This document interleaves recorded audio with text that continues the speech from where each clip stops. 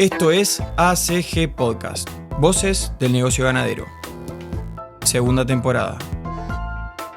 Este podcast es presentado por Laboratorios Microzules. En Uruguay, el mayor exportador de productos agroveterinarios.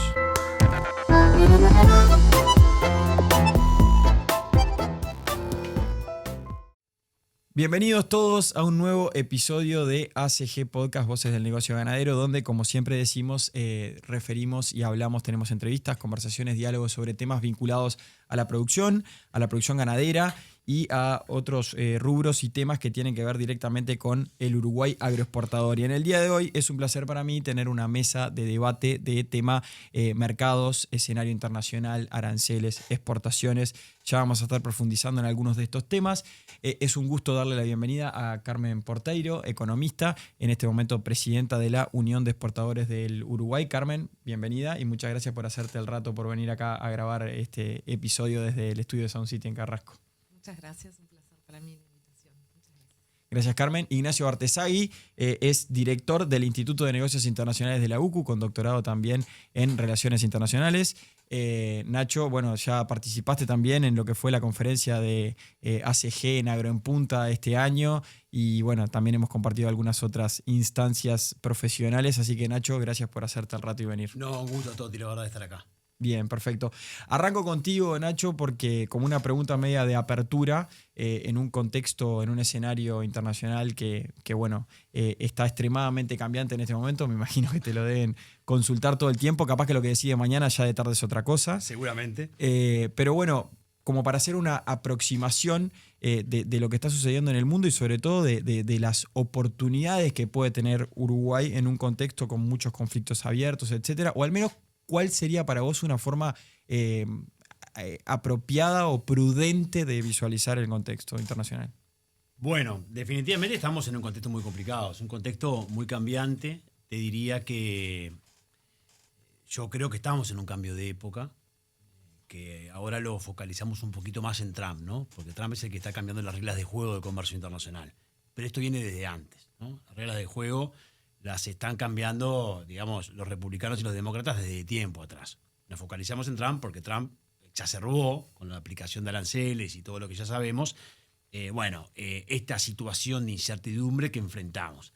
¿Pero por qué digo un cambio de época? Porque los contextos políticos y los conflictos bélicos que o están en curso o que emergieron, te cambian todas las reglas de juego. Y tenés algo que, si vos sos tomador de reglas, como es el caso de Uruguay, estás constantemente dependiendo de qué pasa con la guerra en Ucrania, de qué pasa con la otra guerra, qué pasa con lo logístico, ¿no? Pero eso agregale también, ya no solo lo que tiene que ver con la geopolítica, sino después tenés los problemas del cambio climático. El cambio climático también te afecta a lo logístico, porque la geopolítica te puede hacer que un canal se cierre. Pero lo climático también te puede afectar el canal de Panamá y eso hace que los costos y lo climático, por supuesto, incide en los temas de producción.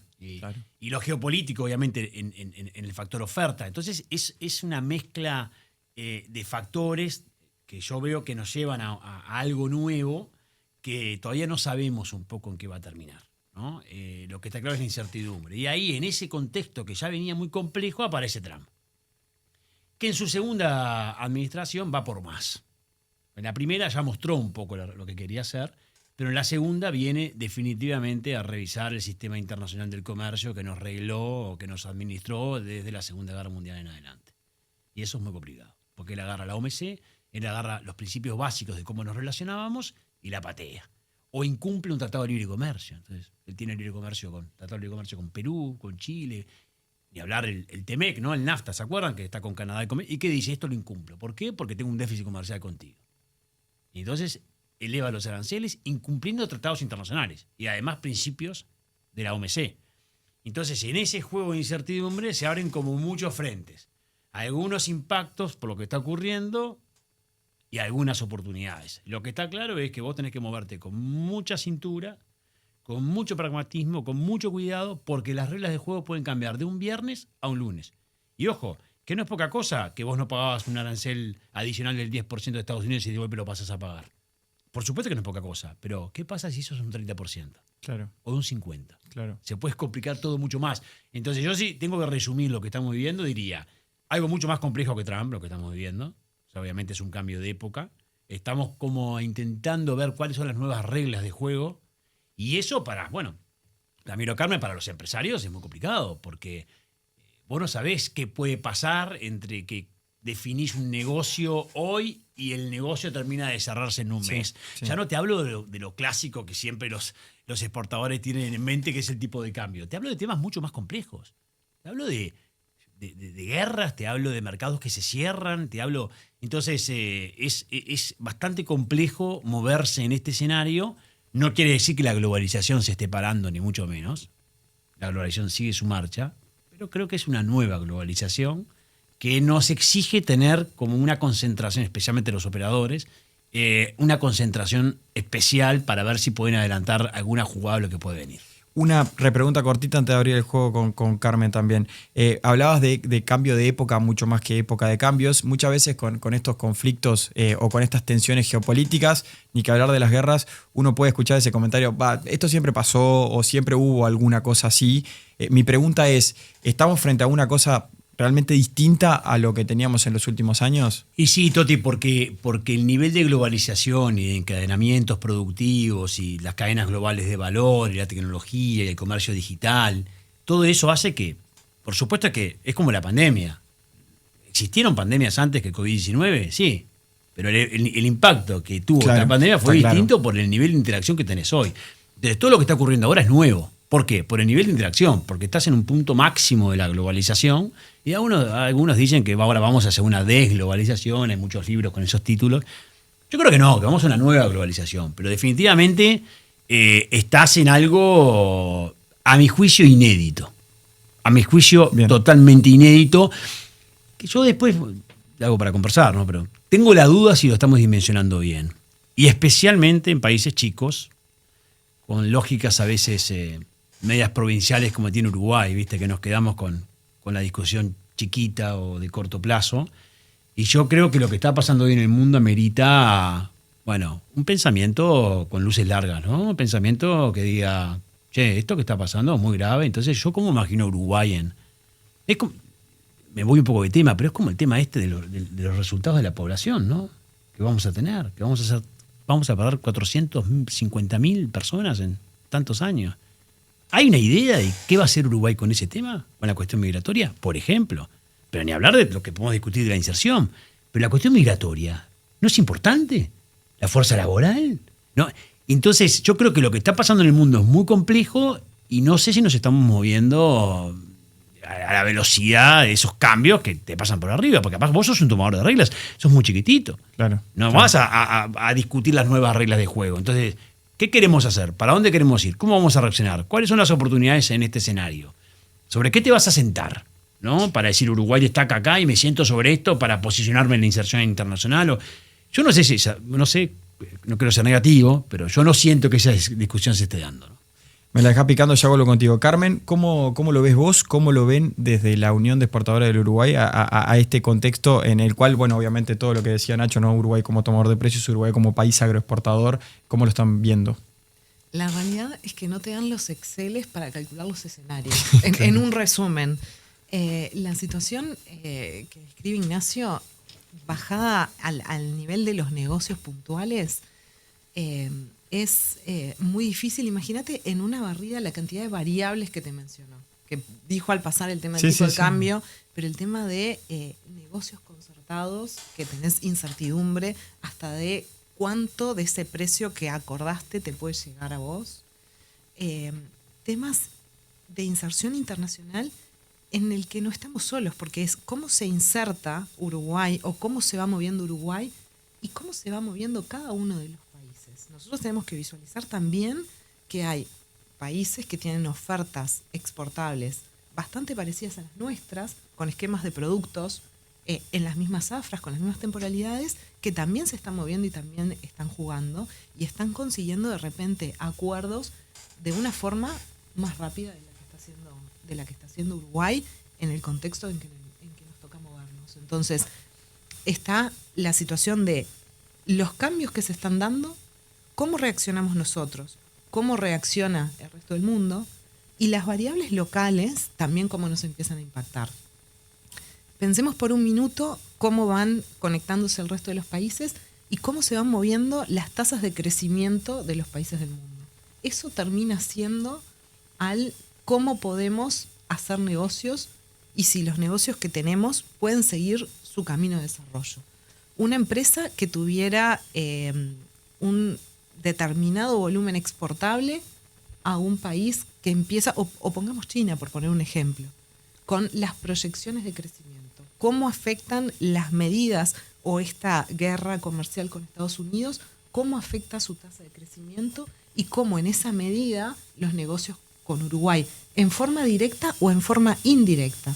Porque nosotros en bienes pensemos también que somos productores de insumos intermedios, que de repente pasan por un determinado país, son sujetos a alguna modificación, Claro. y después terminan en Estados Unidos o en alguna otra economía. Entonces, realmente son realidades complejas, con negocios, y sigo hablando de los bienes y ahora pasamos a hablar de servicios, pero con negocios que necesitan un tiempo de proyección, un tiempo de desarrollo, en muchos casos biológico, con lo cual no es aprieto un botón, armo y desarmo una determinada cadena productiva. Así que es un escenario bien complejo y en los servicios tampoco se quedan atrás en la complejidad que manejan. Porque de repente en este momento no tienen el tema arancelario, pero sí tienen temas de competitividad local, que eso nos atraviesa a todos, ¿no? Porque en este momento de incertidumbres decimos, bueno, ¿en qué podemos, de qué podemos sostenernos, de qué vara de estabilidad podemos sostenernos para decir, planifico mi producción o planifico mi estrategia de negocios?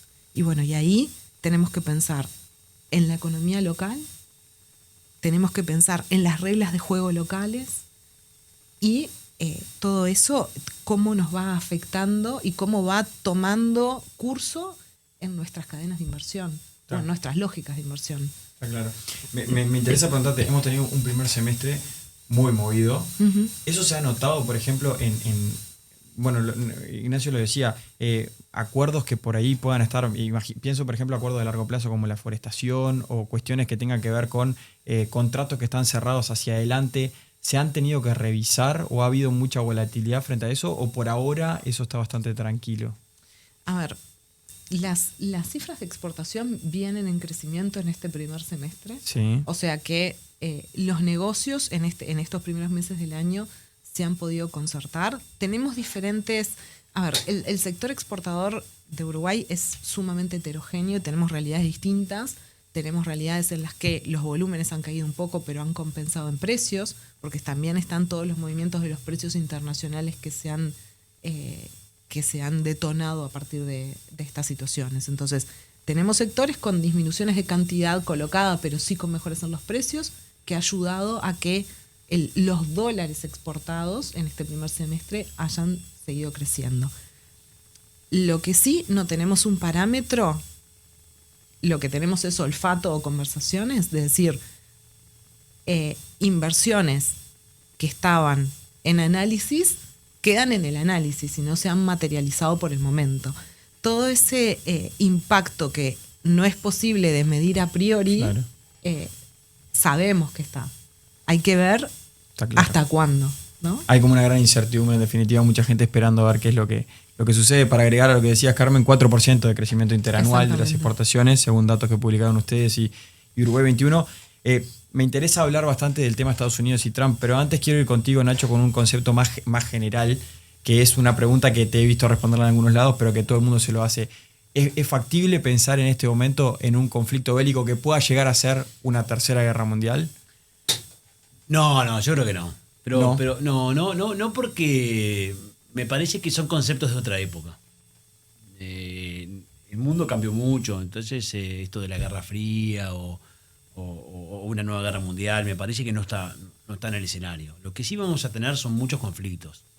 Vamos a tener treguas, no paz. Quiere decir que vos podés de repente solucionar el problema entre Israel y Hamás, Claro. pero por un ratito, no vas a resolver nunca la crisis en Medio Oriente, no la vas a resolver. Podés, de cierta forma, contener estas tensiones entre China y Estados Unidos y esta posible amenaza de que eso se vaya de cauce por Taiwán. Y bueno, sí, lo podés, pero van a haber conflictos. O sea, en el mar del sur de China, en el Ártico, lo que pasa en África. En África, acá no se habla de África en este país, ¿no? Pero es impresionante lo que pasa. Sí, muchos conflictos abiertos ahí también. Muchísimos conflictos en África, lo que pasa en Asia Central. Es impresionante, es sencillamente impresionante. Y eso va a continuar, pero son pequeños conflictos que van, de cierta forma, destapando una olla a presión, pero que nunca va a terminar siendo un conflicto general. Yo creo que eso no es lo que visualizo, ni tampoco es lo que escucho a nivel de grandes expertos en relaciones internacionales. Yo creo que no vamos por ahí. Lo que sí vamos hacia conflictos emergentes que hoy están ahí y no están muy latentes, que van a empezar a salir. Y entonces se apaga uno, empieza otro, se apaga uno. Porque la desestabilización lleva a más desestabilización. El cambio principal acá es que ya no hay nadie, está atomizado el poder. ¿Se acuerdan de la expresión típica? Antes tenemos, bueno, sigue estando, ¿no? El G7, que era el G8, y siempre pensamos en potencias que toman decisiones. No, hay un autor, Jan Bremer, que habla del G2. Bueno, en realidad él habla del G0, después hay otro que salió a decirle el G2. Entonces, el G2 quiere decir que estamos en un poder que está regulado entre China y Estados Unidos, pero Jan Bremer dice que es G0 en realidad, no es G2, es que nadie tiene el poder. Claro. Y entonces estamos todos peleando por el poder. O sea, en realidad están unos pocos ahí arriba, después hay muchas potencias en el medio, y después el gran porcentaje de los países del mundo son tomadores de regla que están esperando qué es lo que pasa en esa pirámide del poder, ¿no? Y eso es lo que está todo cambiando. ¿Por qué? Porque las instituciones no se reformaron a tiempo.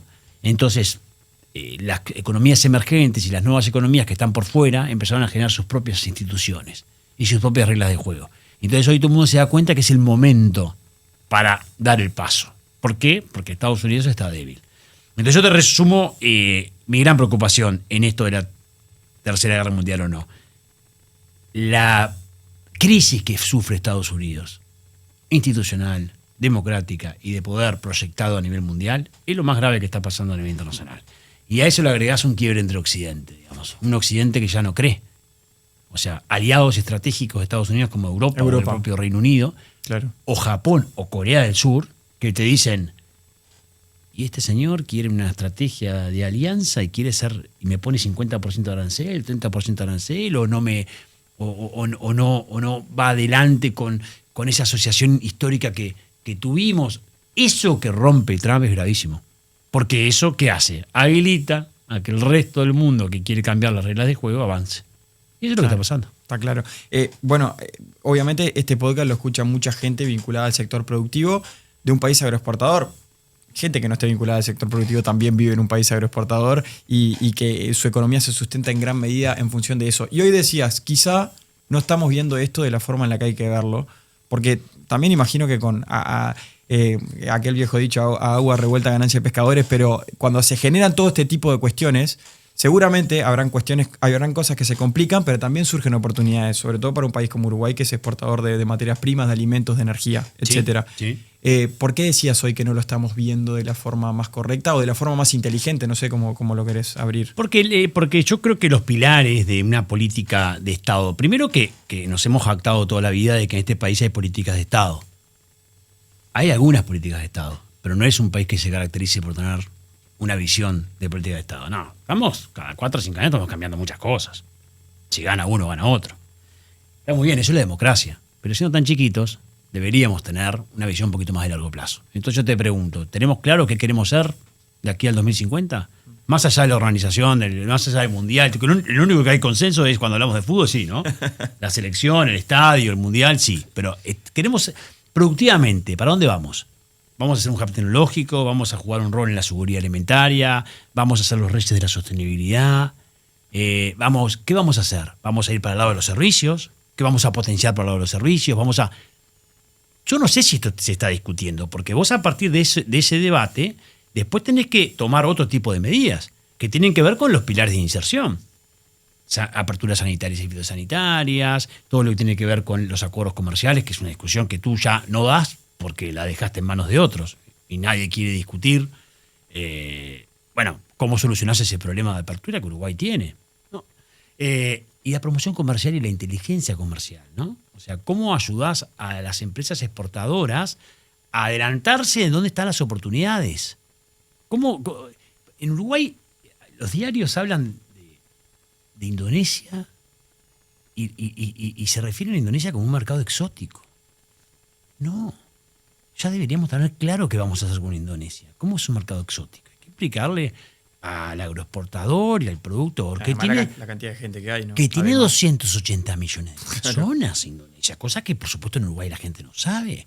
Entonces, ¿qué estamos haciendo? Y que además tiene una definición de un programa soportado por el Estado de seguridad alimentaria, importantísimo, y que compra miles de millones de dólares de alimentos. No solo Indonesia, Vietnam, Filipinas, Tailandia, miles de dólares de millones. Y yo la pregunta es, ¿qué estamos haciendo con esos mercados?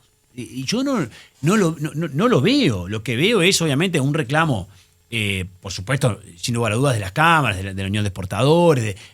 Claro que Carmen esto lo tiene claro, pero la pregunta es desde el gobierno, ¿no? Desde los gobiernos,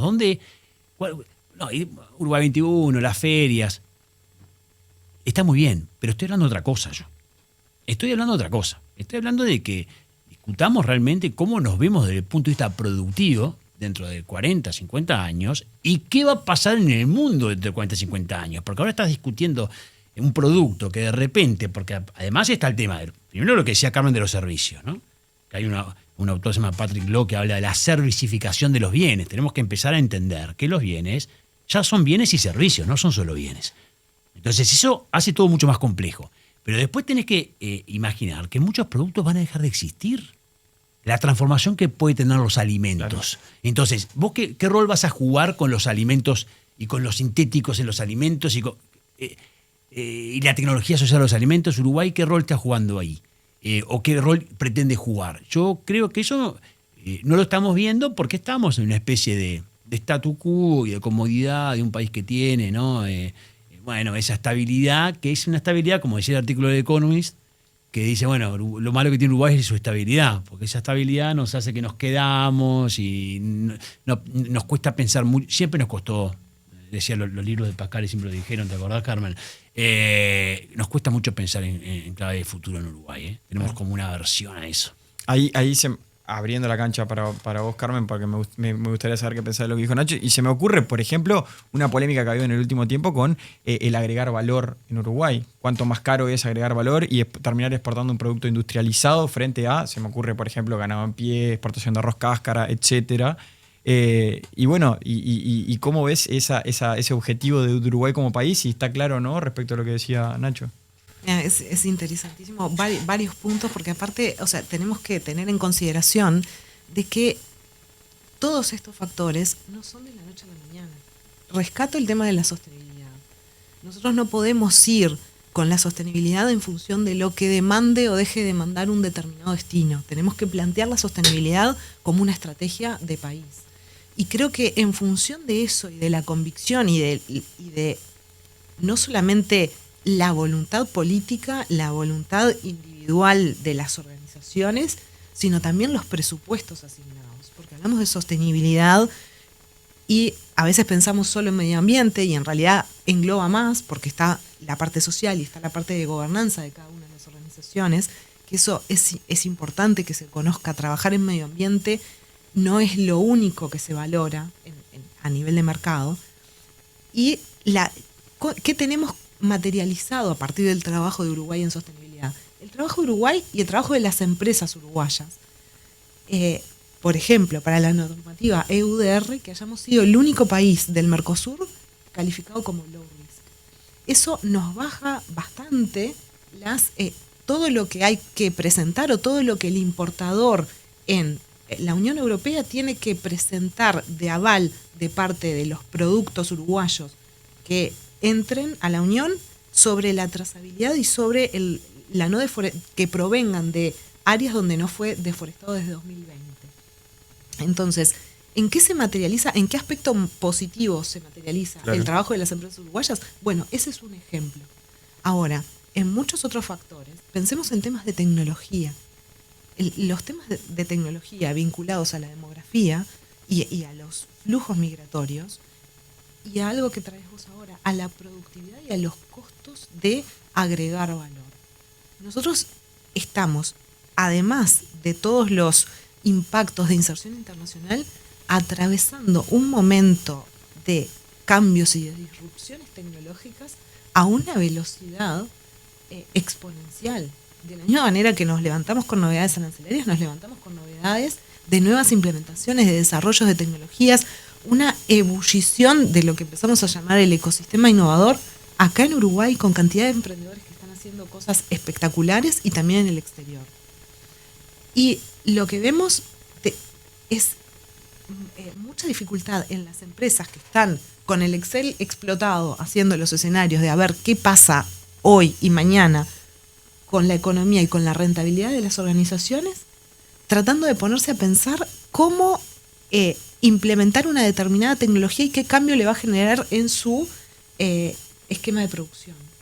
Entonces, también tenemos que pensar cómo vamos a ayudar a las empresas a que no pierdan el tren de los desarrollos tecnológicos. En esas cosas también tenemos que estar pensando, porque de la misma manera que otros países juegan en nuestras canchas internacionales y compiten y competimos por los mismos destinos, pensemos en Nueva Zelanda, pensemos en Australia y los productos que ellos están colocando en el mercado y cómo se están moviendo, pensemos también en cómo el resto de los países se mueven en los desarrollos tecnológicos y en su implementación interna. Ahí tenemos muchísimos desafíos y tenemos que trabajar muy rápidamente. ¿Y por qué hablo de asignar presupuestos también? Porque ni la sostenibilidad ni el trabajo en tecnología son gratis para las empresas. Claro. Hay que poner no solamente muchísima voluntad, pero hay que poner técnicos, hay que desarrollar el talento, hay que tener los talentos, además hay que conseguirlos, no solamente, por eso tenemos que estar, es un momento en el que todos tenemos que estar muy articulados, porque tenemos que articular con la academia cuáles son las habilidades que estamos necesitando y cuáles nosotros vemos que pueden ser las habilidades que se necesiten dentro de 5 años. Ni siquiera a veces vamos a tener la capacidad de mirar mucho más lejos, pero sí tenemos que estar juntos para pensar y desarrollar a las personas a tiempo en esas habilidades y tener en las empresas desarrolladas las posibilidades para que realmente absorban y bajen a tierra los desarrollos tecnológicos.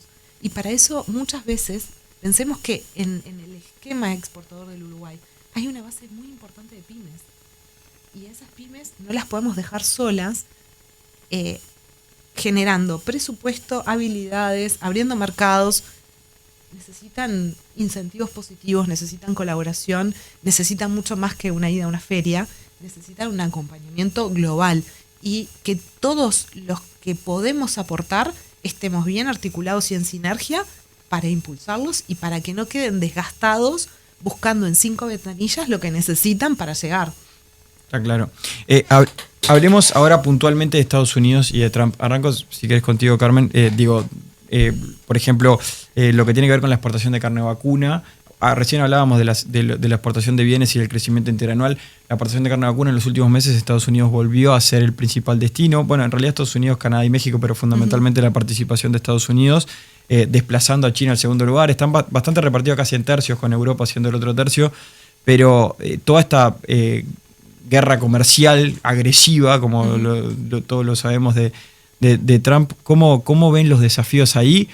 Cuando quizás sé que es una pregunta bastante compleja porque no se sabe mucho cómo puede seguir esto, pero al menos cuál es la visión de la Unión de Exportadores puntualmente de este destino y de estas medidas que Trump ha anunciado.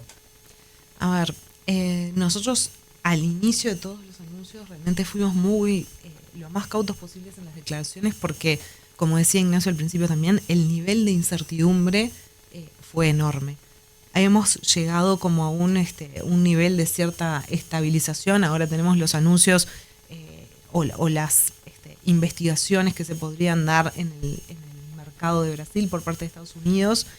estamos siendo muy cautos analizando sector por sector y viendo los impactos no solamente del destino puntual Estados Unidos, sino de cómo podrían generarse los movimientos de demanda en el resto de los países a los que llevamos nuestros productos. Así que es un análisis muy en el día a día y muy en función de cada una de las cadenas. Nosotros mirando un poco más allá, ¿qué es lo que tratamos de aportar, que lo veníamos trabajando desde antes? Es decir, bueno, cada uno de los sectores, ¿dónde visualiza o dónde tiene su mercado objetivo o aspiracional o dónde ve un peligro en algún mercado que ya tenga establecido? Entonces, a partir de ahí lo que generamos fue una matriz de cada uno de los productos que quisieron participar, por supuesto, y cada uno de los destinos, como para hacer un cruce más directo e identificar cuáles son las barreras o cuáles son los peligros que se enfrentan cada uno de los mercados. Porque a veces no pasan por cuestiones arancelarias, pasa por algo que decía Ignacio, que son temas sí. de permisos, Acceso, de habilitaciones, sanitario. de accesos por otro lado. Y hay en algunos casos peligros que es, bueno, este destino, el mercado indio, generó un acuerdo con Australia, con Nueva Zelanda, y cómo quedo yo parado. Entonces, es un intercambio muy fluido, un trabajo muy de la mano que venimos llevando con Cancillería para tratar de que se vayan abriendo cada uno de los nichos para cada uno de los mercados, más allá de las expectativas sobre la concreción del acuerdo con la Unión Europea. Nacho. Bueno, es que no hay mucho para hacer. Hay que esperar a ver qué pasa. O sea, ¿se puede prever o esto es día a día? Y no, prácticamente? día a día, porque, no sé, podría ocurrir, estoy especulando, ¿no? Orsi está ahora en una reunión de izquierda con presidente, se enoja Trump y le ponen un 10% más de arancel. Decime tú cómo podías proyectar eso. Claro. O todo lo que pasó después de la reunión de los BRICS. No estoy diciendo que Uruguay no vaya a tener esa reunión, haya estado mal el hecho de estar en los BRICS. Estoy diciendo que todo puede generar porque es Trump. Es impredecible. Entonces sí, hay que ser muy cautos, hay que ir paso a paso. Uno puede pensar que ese 10% no es el peor escenario frente a lo que están viviendo otras economías. Entonces, si nos mantenemos en ese 10%, que además economía de Cancillería, han intentado negociar, ¿no? Con esa visita de Odone y de la asesoría de política comercial de Juan Labraga a Estados Unidos, sin resultados por el momento, porque ya sabemos que Estados Unidos está negociando con los grandes. Está negociando con los grandes. Después va a ver qué queda con ese arancel del 10%. Ahí el riesgo está en que te subas arancel. Yo creo que hasta ahora las exportaciones es verdad que han adelantado, porque la carne creció, pero están adelantando exportaciones, el mundo entero está adelantando exportaciones, y por eso también puede haber un crecimiento. Yo creo que ahí, como decía Carmen, hay que ser un poquito más cautos con lo que va a pasar en el segundo semestre.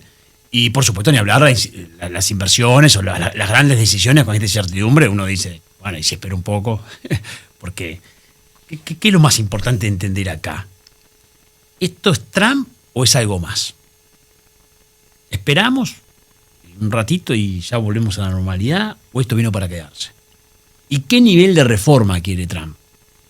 Porque si vamos a discutir una reforma del OMC, pero vamos a seguir teniendo ciertas reglas generales básicas, es una cosa. Si vamos a una discusión más profunda, es otra. Más salvaje. Claro, sí. si después de Trump, más allá de la discusión constitucional de si va a seguir o no va a seguir, o queda su vicepresidente, o lo que sea, digamos, ¿no? Estás hablando de otro periodo más. Entonces ya las cosas empiezan a tener... La incertidumbre pasa a ser ya certidumbre. No necesariamente positiva, pero es una certidumbre. Pero de todas formas va a ser muy bueno porque los operadores van a decir, bueno, estas son las reglas de juego nuevas. Y en eso me tengo que mover. Entonces Uruguay creo que tiene poco para hacer. Eso sí, debe llamar poco la atención, ¿no? Uruguay. Sí. Perfil bajo. Yo hay algunas cosas que hubiera evitado. Pero bueno, perfil bajo. De todas formas... Por ejemplo. Bueno, me parece que esta reunión de izquierda ahora en Chile es innecesaria.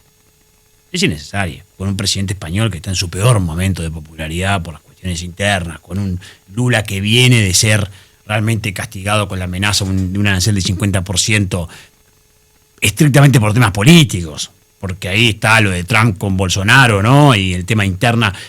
y ahí estás con esta foto ahora, a una semana y media, 2 semanas de los BRICS. Bueno, me parece riesgoso. No digo que por esto tengas un 30% de arancel adicional. Está claro. Pero al menos me parece riesgoso. Yo creo que en este escenario tan convulsionado, bueno, Uruguay tiene que estar tranquilo, jugando con todos. Por supuesto que está muy bien la reunión con Modi.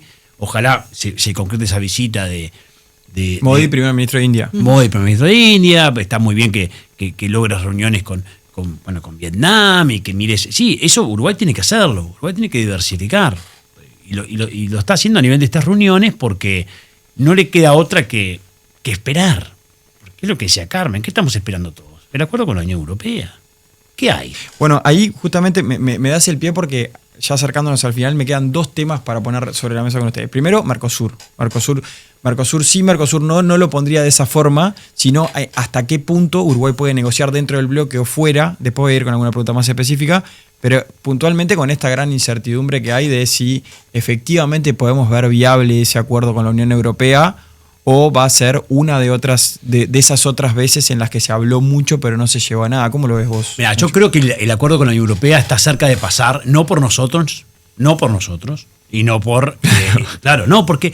No, está bien lo que decís. Porque yo creo que está muy bien, el canciller está muy bien, lleva 4 o 5 meses este nuevo gobierno, hay que darle tiempo, pero esto de decir estamos en el mejor momento de apertura a Uruguay, y no, porque uno va después con los exportadores y le pregunta a Carmen, che, ¿qué arancel estabas pagando tú en el mercado? 20%. ¿Qué arancel estás pagando ahora? 20%. Entonces, ¿cuál es la apertura brutal que estás teniendo? No, hay que aclarar. La apertura, sí, aperturas sanitarias, promoción comercial, reuniones, que todos aplaudimos. Por supuesto, me imagino que la Unión de Exportadores también. Claro que hay que llevar adelante contactos, que hay que abrir, pero no cerraste ningún acuerdo comercial todavía. Tenés la misma preferencia que tenías hace 1 año, pero que es lo peor, hace 5 años. O sea, entonces, para un exportador, el hecho de que pasen los años y sigas pagando lo mismo de arancel, ¿y esto cómo puede ser? Porque el mundo se sigue moviendo. Entonces vos perdés lo que se llama ventajas relativas. Tú competís con otro que cerró acuerdos comerciales y tú te quedaste quietito. Entonces, esa es la gran esperanza que tenemos del Mercosur, es, bueno, de una vez por todas, mover el tablero y cerrar un acuerdo con un bloque importante, con un centro de consumo importante. Y eso sí pasa porque la Unión Europea logra superar el bloqueo francés y pasa porque la Unión Europea necesita nuevos aliados en este escenario de Trump, guerras, etc. Y pasa porque, bueno, sí, Brasil por Lula cedió, pero no pasa por otra cosa, pasa por otros. Entonces, si pasa, es una excelente noticia y puede cambiar el futuro del Mercosur. Si no pasa, vamos a tener un 2026 muy complicado, muy complicado, porque ahí hay que empezar a discutir otra cosa. Si no pasa. Inicialmente, además, pensás que la resolución puede estar en este 2025. Yo creo que este acuerdo debería firmarse en la cumbre del Mercosur en diciembre de este año. Eso es lo que debería ocurrir. Ahora, hay que ver cómo termina la negociación de la Unión Europea con Trump, que están en eso. Y eso ya está demorando un poquito algunas cosas que ya deberían haber pasado. Pero todo viene relativamente bien.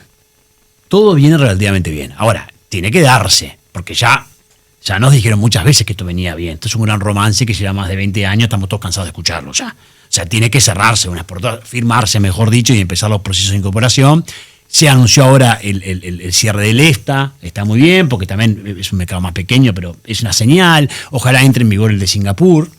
Y eso va a ponerte en otro lugar, por lo menos va a bajar un poco la ansiedad de todos, de los exportadores, de los académicos, de todos, que queremos un cambio en el Mercosur. Si cerrás el acuerdo, tenés un cambio. Si no cerrás el acuerdo, ¿y cuál es tu plan B? Bueno, si no cerras el acuerdo, este gobierno, aunque tenga diferencias políticas con Milei, va a tener que mirar a lo que propone Milei de flexibilizar el Mercosur. Porque este gobierno se olvidó de la flexibilización. No sigue más lo que decía la calle Pou, que vamos a decir la verdad, tampoco tuvo éxito esa estrategia porque no cerraste con China. Pero este gobierno no habla de China, no habla del CPTPP, no habla de flexibilización. Habla de todos juntos sin consenso. Eso fue lo que dijo Borsi en el Mercosur. Ahora, si es todos juntos sin consenso, perfecto. Pero te doy el margen hasta que se cierre el acuerdo con la Unión Europea. Si no, el año que viene tengo que volver a preguntarte, gobierno, ¿qué vas a hacer? Porque los exportadores siguen esperando que abras mercados. Clarísimo. Carmen, tema Mercosur, ¿cómo lo ves? Nosotros es un largo debate que tenemos en el Consejo de la Unión y decidimos que no es Mercosur sí, Mercosur no, es a por todo. O sea, la realidad es que hay un paquete muy significativo de empresas exportadoras de Uruguay que dependen 100% del Mercosur, que destinan más del 60, más del 75% de sus productos al Mercosur. Entonces no podemos decir, bueno, Mercosur no, o juguémonos y apretamos el botón de salida. Eso es algo que sí ya tenemos consensuado, de que es un planteo que no podemos hacer porque estaríamos descolgando y desconociendo a un bloque muy importante de exportadores que trabaja con ese mercado.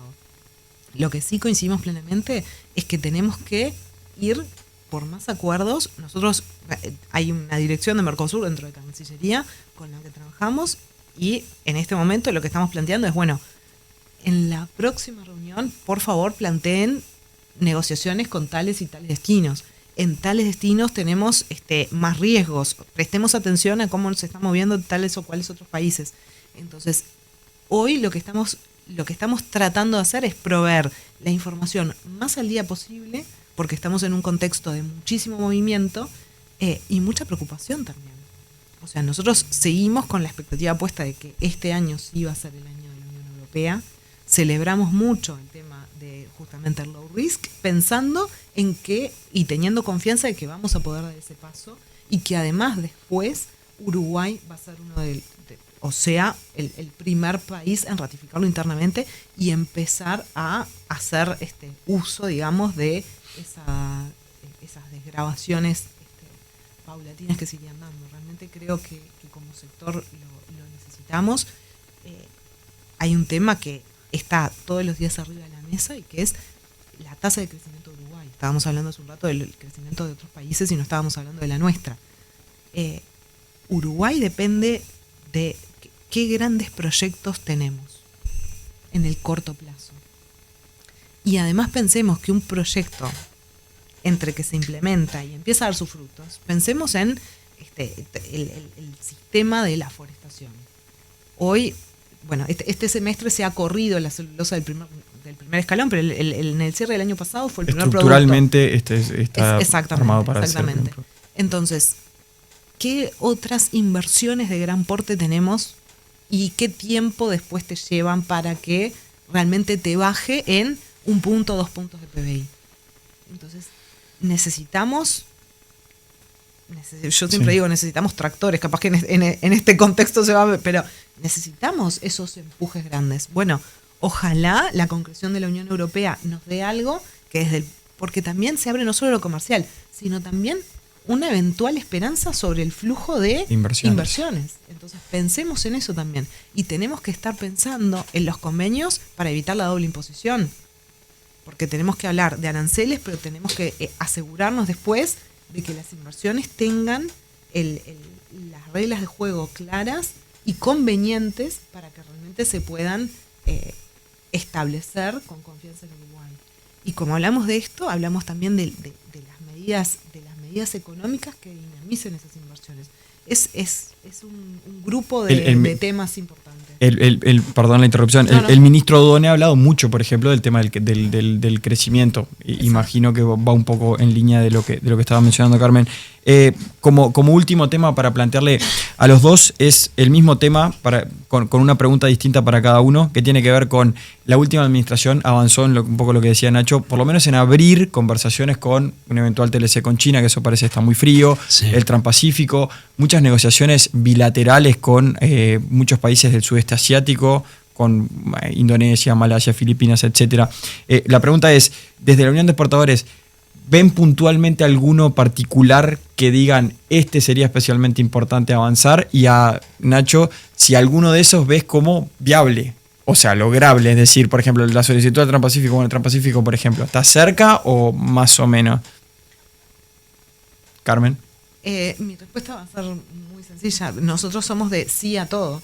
En cuanto a la priorización, te diría que el CPTPP es importante, China es importante, en el esquema y en las posibilidades que se vayan dando. O sea, creo que dejamos un poco, por lo menos como sector privado, esa visión de vayamos por tratados de libre comercio y esperemos una gran señal, y por eso decidimos bajar a tierra un documento de trabajo muy concreto de país y producto.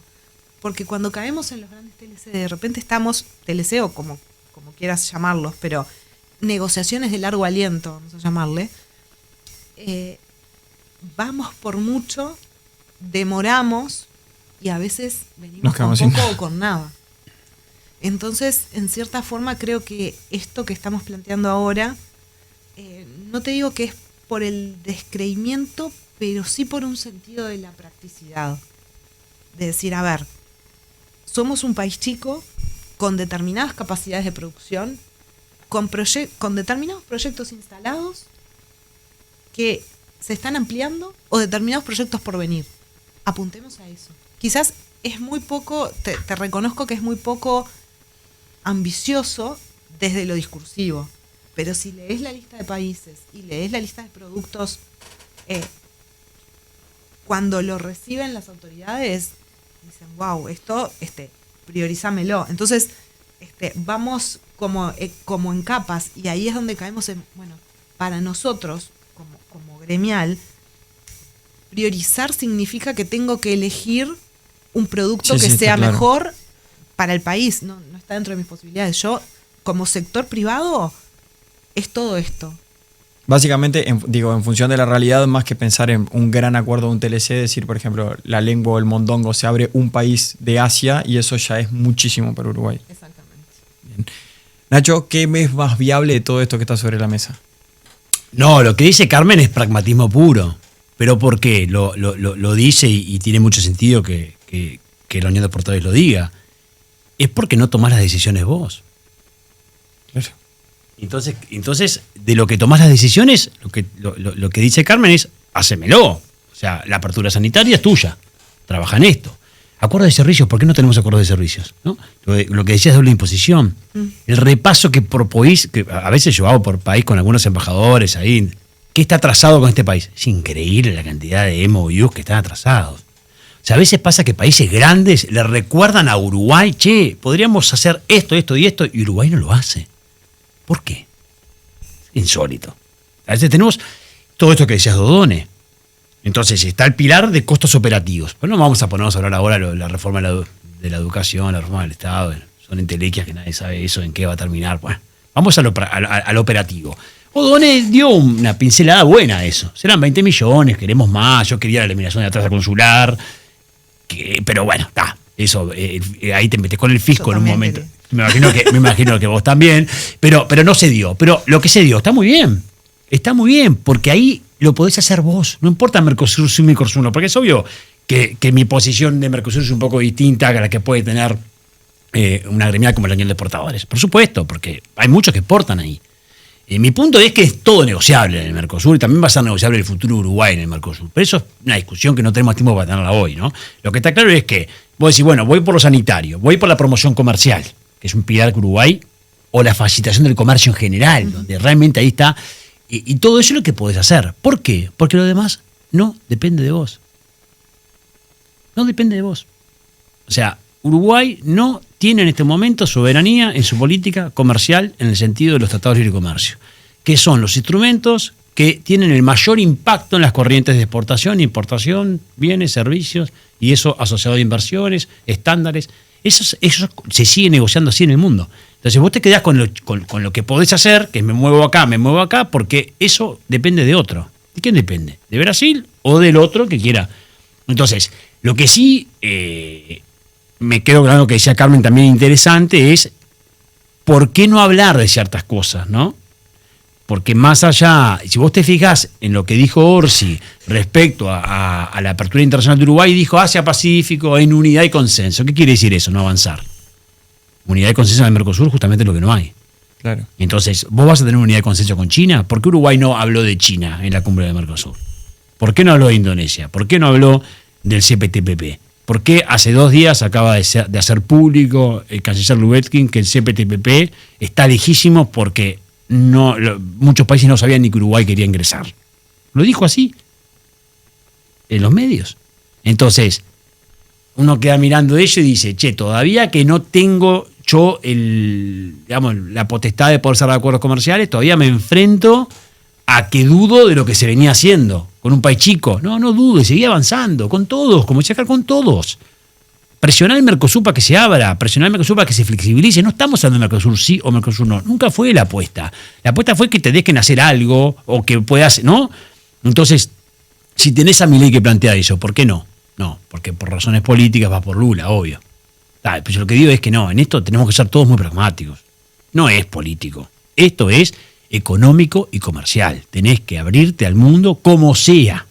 Es necesario, porque el daño que le causaste al sector agroindustrial por no abrirte a tiempo es impresionante, ¿eh?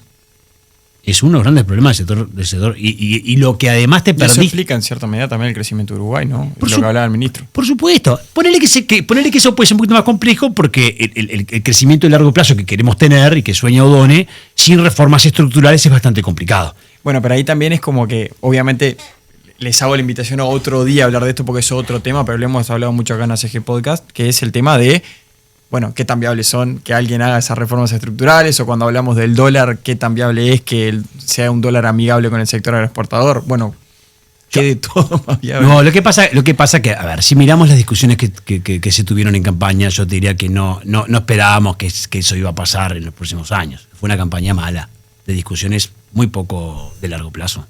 Fue una campaña mala. Entonces, en algún momento sí, yo tengo esperanzas de que en Uruguay se dé una discusión, y creo que yo acá sí le digo y la miro a Carmen porque siempre reclamo desde la academia, y está bueno que después los empresarios me reclaman a mí porque pensamos también en una mejor academia. Claro. Yo creo que en este país precisamos mejores empresarios, mejor academia, mejor gobierno, mejores sindicatos, y precisamos trabajar más juntos y dejarnos de defender lo chiquito, mirar un poquito para arriba y discutir, che, ¿qué queremos todos juntos?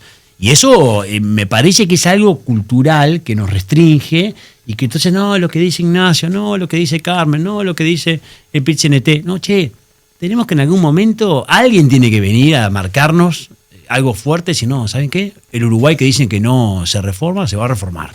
Y hacerlo con un liderazgo que nos permita salir de esta vuelta en círculos que damos con tantos temas, ¿no? Está claro. Economista Carmen Porteiro, doctor Ignacio Artesay, les quiero agradecer nuevamente por el rato de venir acá a participar de esta conversación, y bueno, seguramente habrá una oportunidad en algún otro momento para retomar todos estos temas tan importantes y muchos otros que seguramente nos quedaron afuera por tiempo también. Muchas gracias a los dos. Muchísimas gracias, un placer. Con todo gusto, Toti, un placer.